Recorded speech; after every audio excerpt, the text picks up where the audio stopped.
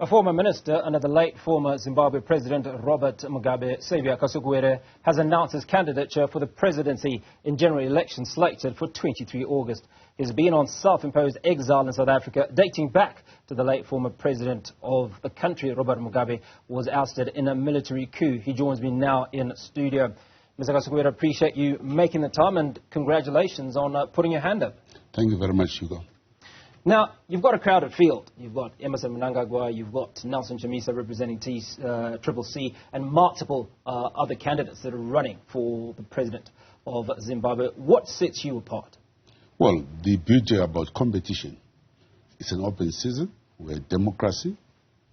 I think I come with the relevant experience. I've been in this system. I served in government as an officer. I became a member of parliament. I've been a political activist.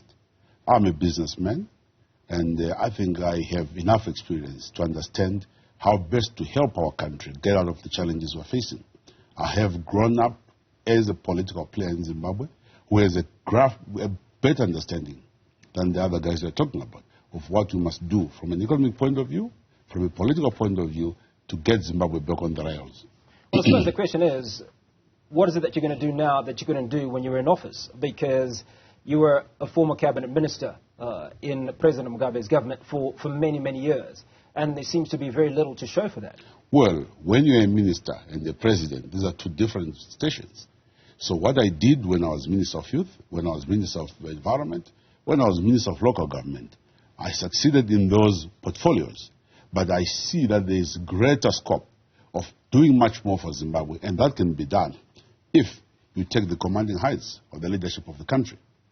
Do you think you have the right track record, you have the right credibility to do this? Because not wanting to paint any politician with the same brush, but there was hope that when President Mnangagwa took over, that Zimbabwe would see the light of day. According to many sources and what is evident, that has not happened. How are you any different? You were under the same administration of Robert Mugabe for many, many years. Well, there is a world of difference between the person called Saviour Kasukuwere and Mnangagwa. I'm sure you can tell that there is a world of difference.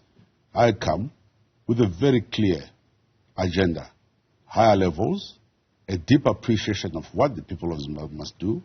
Yes, we served under President Mugabe. He had been there longer, and I don't understand why he failed, because he should have been able to learn a lot over the 50 years that he was President Mugabe.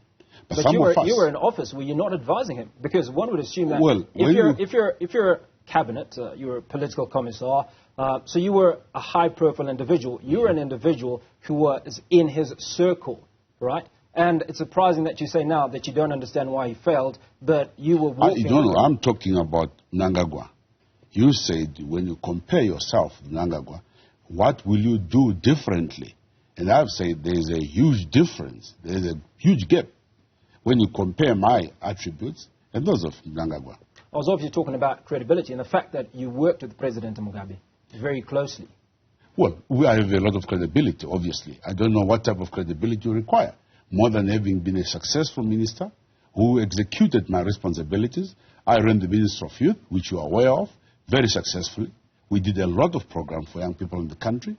We went into environment. We championed protection of our animals. We did a hell lot of work to bring about order in that sector. We worked to ensure that Zimbabwe again was ratified in terms of the conventions that were required, Minamata Convention, and various other areas that were relevant in the environment space. Climate change. We pushed hard for Zimbabwe to be recognized as a major player in local government. We started new programs, including the building of the current new parliament of Zimbabwe. I spearheaded quite a number of projects that were aimed at even helping in the housing development structure. We wanted also to get rid of the land barons who have become a menace in our country, who are taking funds from the people and abusing society. These are some areas that we did succeed. But obviously, you don't do it by yourself. This is a collective decision. You have a cabinet and you have a president. But my view going forward is, given the chance, there are key issues that we must deal with. The economy. We've got to reconcile our people. We have to ensure that we reform our institutions. We renew the leadership of the country and rebuild Zimbabwe. These are issues that a serious leader should attend to. Zimbabwe right now requires a redirection. We need a new vision. A vision that looks at the pressing commitments our people are going through.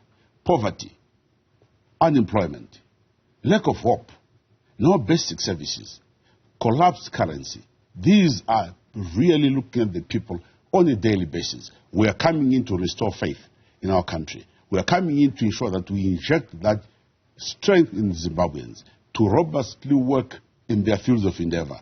We want to see a Zimbabwe that is back in the Committee of Nations, a Zimbabwe that will, a giant that must awaken.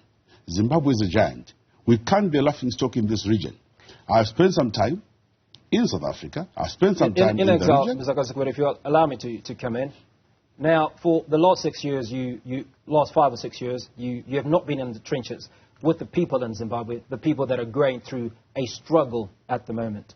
You are potentially many people are not familiar with Saviour Kasukuwere. One of the strengths of Zanu-PF over the last several elections has been their power or their impact in the grassroots structures. How do you see yourself overcoming that, number one? And number two, as a strong presidential candidate should be, the expectation is that you should be on the ground campaigning at this juncture. Yes, I'm on my way, going back home to go and start my campaign, albeit the difficulties that were being placed in our way to participate in the politics of our country. There was a committed decision by the current leadership, by the current president, to block other people from coming to participate. Intimidating others, trying to come up with spurious charges and, innuendos. But we are going to overcome those. We have to join the electoral field. These are elections that must be held every 5 years. I'm not a stranger to the Zimbabwean political system. I've been part of the political system. I am a Zimbabwean. I will go around the country and explain my views, my policies, what I think we must do. The people of Zimbabwe are not dumb. The people of Zimbabwe are smart, and they're well educated. They will understand who has the best interest of the country. You have seen the past 5 years, the disaster that they have had to deal with. The Emerson disaster, I call it the ED, the Emerson disaster. It's been a phenomenal disaster. We now need to take our people out of that disaster to a new plane, and this is what we're going to be doing. So you talk about the playing field, which apparently is not level, based on what you've said.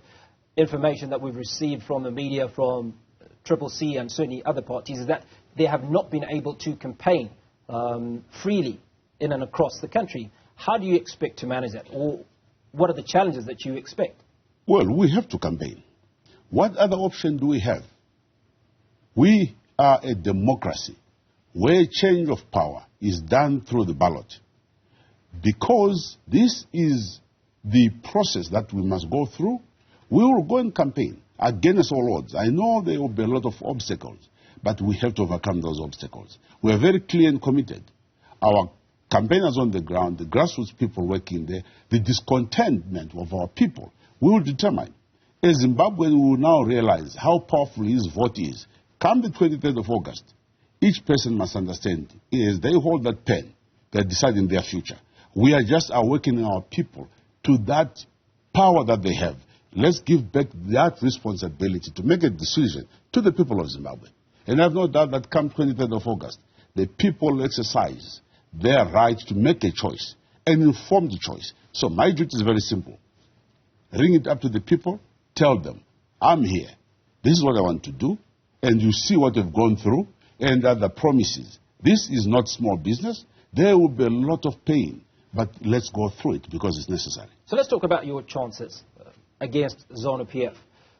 What we've seen in the past is that no independent candidate has done reasonably well as far as election is concerned without the backing of grassroots and existing political structure. You do not have existing political structure. Is that not a challenge? Is that not a deterrent? Is that not going to be the difference? I'm going to make history. I'll make history. You are saying history has seen in the past. History will record that a guy who came, a comeback kid, came in, defeated them, and took the mantle. So what is it that you have that the other candidates have not had? Well, I have the support. I have the people behind me. Which people? Because what we know right now is that we have Zimbabweans who are suffering. We have the people who are sick and tired of what's happening. Sense of entitlement, corruption, daylight robbery. How do you live with the leadership which steals in broad daylight, where you can see somebody spending $250 million to defend the seat of the presidency, when that same person is not investing in health, in education, in things that change the lives of our people? Who can vote for somebody when the pensioner today is taking home $20, well, Mr. $15? Kasukuwere, with all due respect, let's go back to the last 43 years and multiple elections where 1998, 2008, the Zimbabwe economy imploded and Zanu-PF still won, apart from the one election that went in a runoff and resulted in a coalition, in a government of national unity. Unless you're suggesting that those elections were stolen. Because it was the same instance where people were struggling and suffering, yet Zanu-PF was still emerging victorious. We were campaigning. The generation you're talking about, the Mzambis of this world, Kasukuwere and many others, were the campaigners of Zanu-PF. And the elections you're talking about, there is a whole political background that would inform you why people voted for Zanu-PF in 2008. The land question. There was the land question, which was very important. It was part of the unfinished business of our liberation struggle. It had to be completed one way or the other. So today, we go in, but we are also informed by lessons of the GNU we formed, that this perhaps was the best thing that happened after the challenges of 2009. And 2009, we formed the GNU. We worked hard with other colleagues from the opposition, and the country started rising. So you're suggesting that this might be your approach going into this is my approach. That's why I'm coming as independent. We need to stop this toxicity. The binary nature of our politics has not assisted our people. We have now made politics a currency. We want the hard work to be the currency. We want love to be the currency. We want that ingenuity of our people, meritocracy, to come in. We are going to form a government, Hugo, which will be composed of some of the key people who were within the GNU, who are outside the industry, so that we bring about a Zimbabwe focusing on the economy, not a Zimbabwe which has become a chatbox of politics. We are sick and tired of the noises. We are sick and tired of these accusations and insults. We want to focus on the economy. And I'm going to be bringing people who I know are capable, who Zimbabweans will agree with me, can add value to our society. These are the people who will draw from the MDCs, from Zanu-PF, those in the independent movements, and those even outside. Let's bring them together and focus on building Zimbabwe. So if you split Zimbabwe's electorate down the middle, if you split it anyhow, at the moment it would appear to be the yellow of CCC and the red-green and yellow of Zanu-PF. Are you in conversation with CCC at the moment? Look, I'm not now persuaded by these T-shirts. You see, there is this preponderance of using T-shirts as a measure of people's happiness.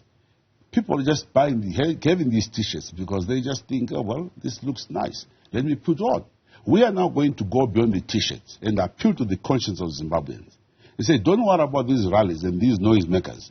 Let's worry about what is it that we're going to do after the 23rd of August. You have been given a T-shirt today. Do you eat a T-shirt? Will you go and cook the T-shirt? A whole political movement is based on T-shirts. We've got to change. Allow me to ask one final question. We literally have 60 seconds for you to respond to this. And that's around, how are you going to unite the people of Zimbabwe? And the reason I ask this question is because we have those citizens that don't trust the government, that don't trust you as a member of the former government under President Mugabe. How then do you unite? I believe the composition of the structures, or what I'm talking about, a GNU, will create a basis for people to start understanding exactly how we want to move forward. People have to believe.